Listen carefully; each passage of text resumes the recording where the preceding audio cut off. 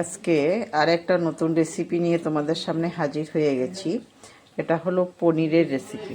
তো পনিরের রেসিপি সবাই তো তৈরি করো, তো আমি কি করে তৈরি করেছি ওইটাই তোমাদেরকে দেখাবো। আমি কিন্তু সম্পূর্ণ নতুন পদ্ধতিতে এই পনিরের রেসিপিটা তৈরি করেছি।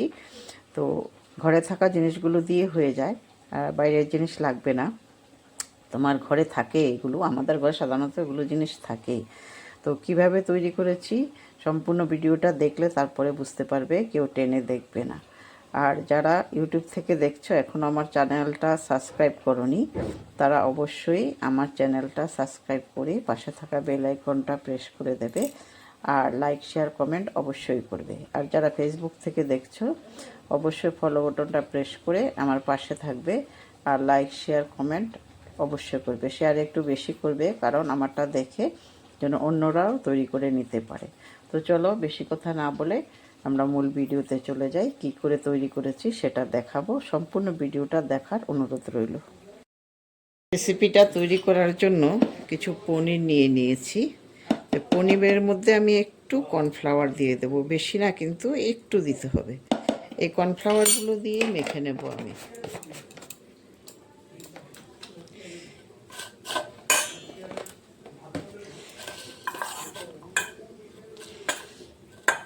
একটু কর্নফ্লাওয়ার দিয়ে দেবে, দেখবে টেস্টটা আরও বেশি আসবে। আর এটা বানানোর জন্য কিন্তু কর্নফ্লাওয়ার দিতেই হবে, না দিলে কিন্তু হবে না।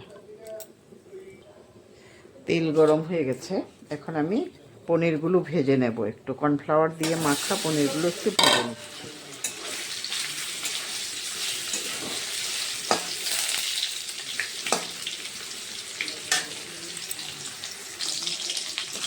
পনিরগুলো ভাজা হয়ে গেছে, আমি এখন তুলে নিচ্ছি তেল থেকে। তোমরা একবার এইরকম করে খেয়ে দেখো, খুব ভালো লাগবে।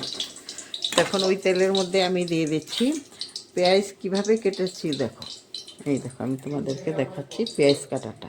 এইভাবে কাটবে কিন্তু, একদম চিকন চিকন করে না, এইভাবে কাটবে পেঁয়াজগুলো। তো পেঁয়াজগুলো দিয়ে দিলাম, তারপরে দিয়ে দিচ্ছি ওইভাবে কাটা রসুন, এই যে রসুন। তারপরে দিয়ে দিচ্ছি কাঁচা লঙ্কা কুচনো, এই যে কাঁচা লঙ্কাটাও আমি ওইভাবে বড় বড় করে কেটেছি।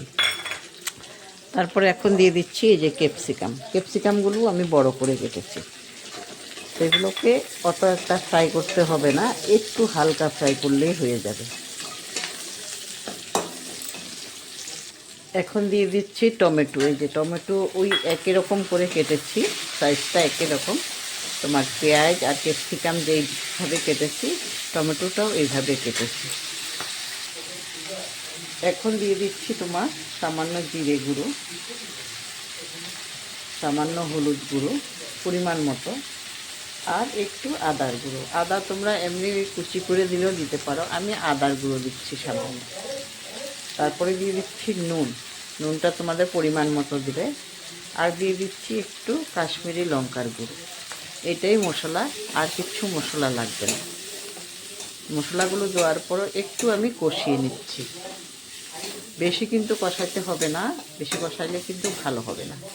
আর তোমরা গ্যাসের ফ্লেমটা মিডিয়ামে রাখবে, হাইতে কখনোই রাখবে না। এগুলো হয়ে গেছে, এখন আমি পনিরগুলো দিয়ে দিচ্ছি। পনিরগুলো দিয়ে একটু ভালোভাবে নেড়ে চেড়ে একটু টাইম ঢেকে রেখে দেব, তাহলে রেডি হয়ে যাবে আমার আজকের পনিরের রেসিপিটা। এই দেখো হয়ে গেছে, এখন একটু ঢেকে রেখে দেব। আমি কিন্তু গ্যাসের ফ্লেমটা মিডিয়ামেই রেখেছি, হাইতে রাখিনি। হয়ে গেছে মনে হচ্ছে, একটু দেখে নিচ্ছি। এই দেখো কত সুন্দর করে হয়েছে। তো আমি তোমাদেরকে একটু তুলে দেখাচ্ছি, তারপরে বাটি করেও দেখাবো। এই দেখো কত সুন্দর হয়েছে, কালারটাও কত সুন্দর এসছে। তো আমি এখন একটা পাত্রের মধ্যে নিয়ে তোমাদেরকে দেখাচ্ছি। এই যে রেডি হয়ে গেছে, দেখো কত সুন্দর কালার এসছে। তো তোমরা এইভাবে একবার করে দেখো, খুব ভালো লাগবে খেতে। আর আমারটা কেমন হয়েছে অবশ্যই জানাবে। আর লাইক কমেন্ট আর শেয়ার করতে একদম ভুলবে না। আর সম্পূর্ণ ভিডিওটা দেখার জন্য অনেক অনেক ধন্যবাদ।